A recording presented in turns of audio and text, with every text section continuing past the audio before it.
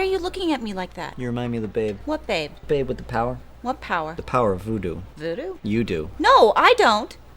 What? Remind me of the babe! What the f***, Soren? Labyrinth! Oh, did you not realize we were doing Oh, man, you were pretty much dead on, too. That was great. I don't have time for this. Yeah, okay. Sorry. But do you have time to talk about David Bowie's dick? You have only 13 hours. Okay, so Labyrinth is a movie about Jennifer Connelly having to save her younger brother from Muppets, all while learning the power of responsibility, right? Sure. If you say so, man. No, that's wrong, you idiot. I submit that the entire movie is about one thing: a teenage girl losing her virginity to her own mind. Talk about David Bowie's dick. First, you have to understand that the entire movie Labyrinth is a metaphor for all the complexities and confusions of a young girl in her first foray into sexual fantasy. Jen Con, she starts the movie out in a park playing pretend, which, frankly, she's a little too old for. And her mom even says, "You should have dates at your age."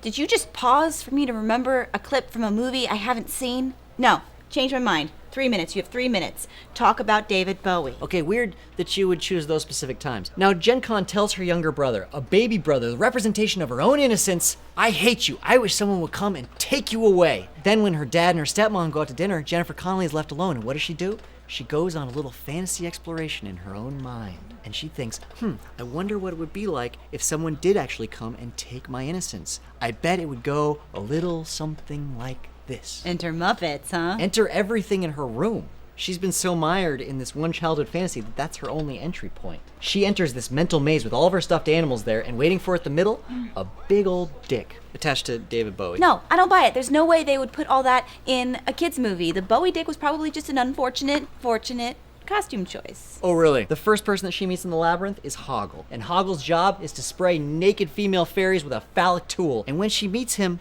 he's peeing. He's got his dick out. She's just sexualizing the usual cast of fantasy characters from her childhood. She's trying to figure it out. She's just looking for some sort of understanding. Baby steps for Connelly. But she never actually has sex. Except she does. I mean, not literally, but she goes through all of the experiences that lead to sex. She falls into the hole with all of the hands touching her. The taboo and dirtiness of the bog of eternal stench.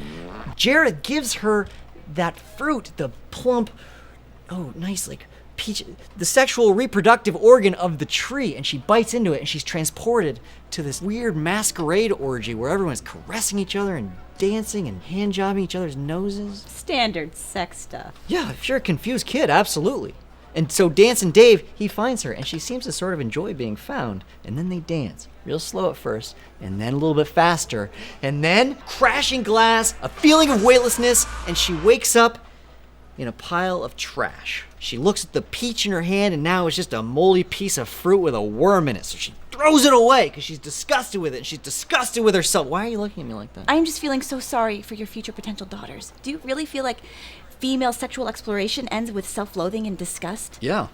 Doesn't it? Does for me. So the entire message of Labyrinth is that female sexual awakening will begin with self-loathing. Not just that. When she gets to the castle, she makes all her fantasy friends wait outside while she goes into the Goblin King's room alone because she says, "That's the way it's done." And all of her friends wait outside and they say, "We'll be here waiting should you need us." She learns right then that she doesn't have to give up her childhood completely just to be a woman, and she doesn't have to choose to just be a child forever. So, in her mind, her ideal lover is a big-dicked, baby-stealing, contact-juggling Goblin King. Played by David Bowie. Yeah. Well, I'm gonna go rub one out. Will you cover for me? Jesus, don't just say it. Roll sound. Roll cameras. And action. Hey guys! Thanks for watching the video. Hope you liked it a whole lot. Make sure to subscribe and leave the comments and click the like button to show you liked it. Don't be too mean in the comments. Thanks. On Monday, Wednesday, and Friday, we got brand new videos for you. On Tuesdays and Thursdays, we don't do that. On the weekends, we also don't do that. So be sure to check them out on Monday, Wednesday, and Friday. You guys are the best. I'll crack you later. Thanks for Cracked In.